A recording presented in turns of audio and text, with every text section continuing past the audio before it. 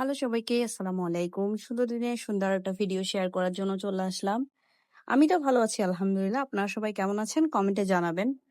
তো আজকে আপনার সাথে কিছু কথা শেয়ার করি। সেটা হচ্ছে যে আমার সাথে কেন এমনটা হয় জানি না। আমি চেষ্টা করি অলওয়েজ সবার ভালো। পজিটিভ দিকটা চিন্তা করি, সবার ভালোটা চিন্তা করি।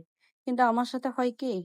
যে দিন শেষে আসে আমি হিংসুটে, আমি দেখতে পারি না, আমি ভালো চাই না, আমি খারাপ চাই। এই কথাগুলা কেন আমাকে শুনতে হয় জানি না। নাকি আমি মানুষের পজিটিভ বেশি চিন্তা করি এইজন্যই মনে হয় আমার এই কথাগুলা শুনতে হয়। তো সবকিছু চিন্তা করে এখন ভাবলাম কি এখন আর চাইবো না।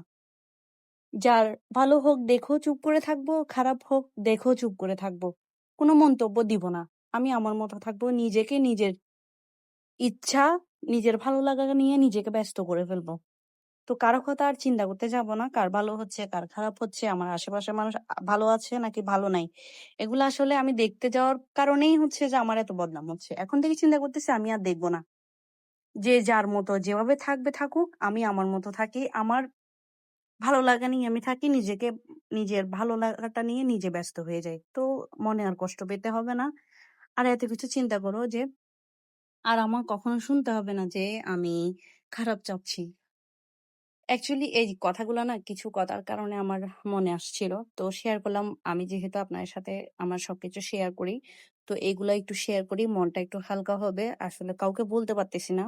তো আপনার সাথে শেয়ার করে আমার মনটা একটু হালকা করলাম। তো কথা বলতে আমি এখানে হাতে মেখে গরুর মাংস রান্না করেছি।